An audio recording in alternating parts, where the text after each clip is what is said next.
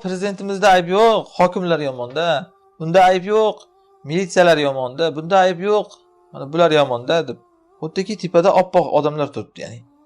Kim ishonadi bu gapga keyin? Bir hokim hammani qonini ichib yotibdi. Haromxo'rlar deb qo'yaverish bilan ish bitmaydi, olib tashlash kerak uni. Masalan, prezident chiqsa-da, urishaversa ularni, jonga tegding hammang desa-da, lekin qo'yib qo'yaversa. Kim ishonadi bu gapga keyin?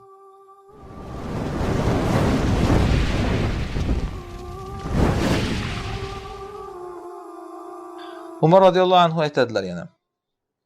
Meni qaysiki bir voliyim biror kishiga zulm qilsa, zulmini menga yetkizsin.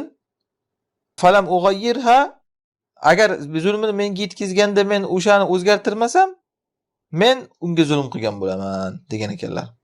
Ya'ni aytmoqchilarki, Umar roziyallohu anhu masalan Basraga bitta voliy qo'ydilar. Odamlar shu voliydan shikoyat qilyapti, zolimlik qilyapti deb.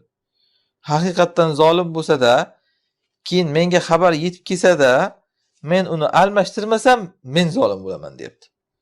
Umar asli hech qanday bunaqa qilmagan hech qachon. Ya'ni qachonki bir odamdan gap chiqsa, voliydan birdan almashtirgan. Mana Sa'd ibn Abi Waqqos Iroqdan olib tashadilar-ku, Kufadan.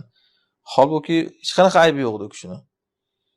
Hali baribir gap chiqdi deb olib tashadi.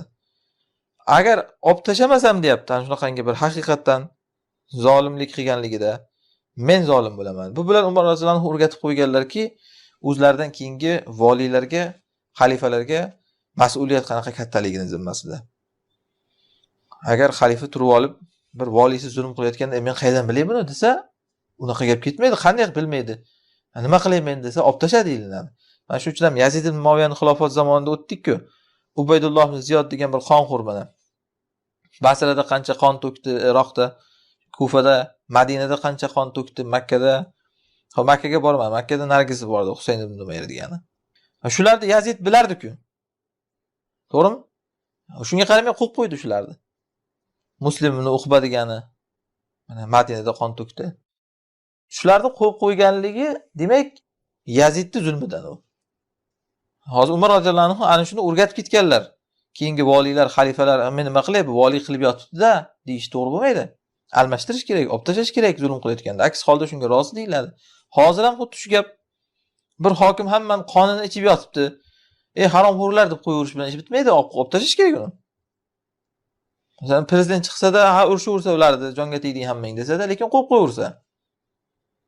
Kim ishonadi bu gapga keyin? Demak, u zolimlik tepadan kelyapti deyiladi. Norozi bo'lsa, chunki olib tashardi uni. Kuchi yetmasa aytadi, meni kuchim yetmayapti deydi. Mana shuni o'rgatdilar Umar roziyallohu anhu. Qaysiki voliy, meni bir voliyim bir shaharga birovga zulm qilsa-da, uni zulmi menga yetib kelsa-da, men uni o'zgartirmasam, men zolimman, deyapti. Hozir odamlar o'cha aqllilik qilib yotadi-yu, yo'q, prezidentimizda ayb yo'q, hokimlar yomonda. Bunda ayb yo'q, militsiyalar yomonda. Bunda ayb yo'q, mana bular yomonda deb. Xuddiki tepada oppoq odamlar turibdi, ya'ni. Ana shuni aytayaptilar-da, bilib turib uni o'zgartirmagan odamning o'zi zolim bo'ladi.